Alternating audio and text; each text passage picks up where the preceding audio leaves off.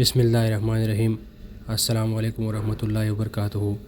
جی ہاں ناظرین، ابھی تازہ ترین ایک خبر وصول ہو گئی۔ اس میں بتایا جا رہا ہے کہ مشہور اور معروف مذہبی اسکالر جناب مفتی طارق مسعود صاحب، جس کو پوری دنیا جانتی ہے، پوری دنیا میں اس کے چرچے ہو رہے ہیں، دنیا کے کونے کونے میں لوگ اس کو دیکھ رہے ہیں، سن رہے ہیں، اور وہ کسی تعریف کے محتاج نہیں ہیں۔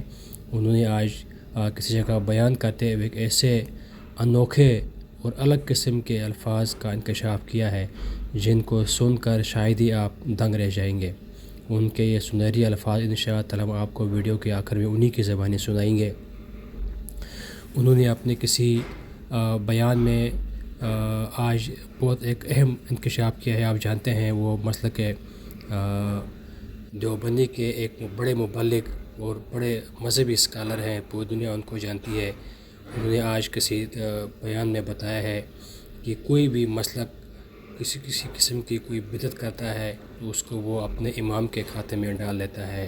مثال کے طور پر حنفی مسلک والے کوئی بھی بدعت کرتے ہیں اس کو امام ابو حنیفہ کے ساتھ جوڑ دیتے ہیں۔ اس طرح شافعی مسلک کے لوگ جو بدعت کرتے ہیں اس کو امام شافعی کے ساتھ جوڑتے ہیں۔ اس طرح حنبلی جو ہے وہ جو بدعت کریں گے اس کو وہ امام احمد حنبل کے ساتھ جوڑیں گے۔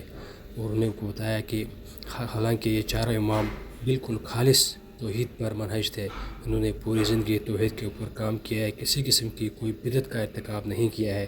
لیکن افسوس یہ ہے کہ جب ہم کوئی بدعت کرتے ہیں اس کو اپنے امام کی طرف مبذول کرتے ہیں۔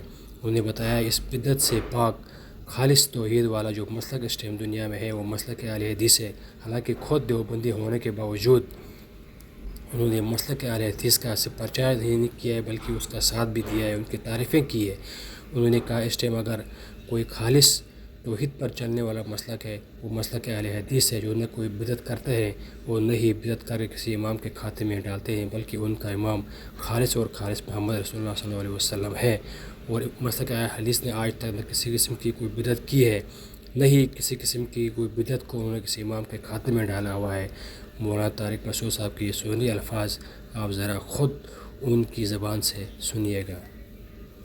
یہ جو اہل حدیث ہیں، سلفی لوگ ہیں جو ان مذاہب میں سے کسی ایک کو فالو نہیں کرتے، ان میں خوبی بدعتی نہیں ہوتے وہ، اور ان مذاہب کو جو فالو کرتے ہیں ان میں خامی ہیں، ان میں اکثر کیا ہوتے ہیں؟ بدعتی۔ تو بہت سے علماء نے میرے خلاف بہت بولا کہ یہ دیکھو اہل حدیثوں کی تعریف کر رہا ہے۔ بھائی آپ اپنے اندر ایک خامی کو دور کر لو، بدعتیں چھوڑ دو، کیونکہ بدعت کرتے بھی ہیں اور وہ بدعت پھر ابو حنیفہ کے کھاتے میں بھی ڈالتے ہیں رحمہ اللہ۔ شافی لوگ بدعت کرتے ہیں اور وہ بدعت کس کے کھاتے میں ڈالتے ہیں؟ بولو، امام شافی کے کھاتے میں۔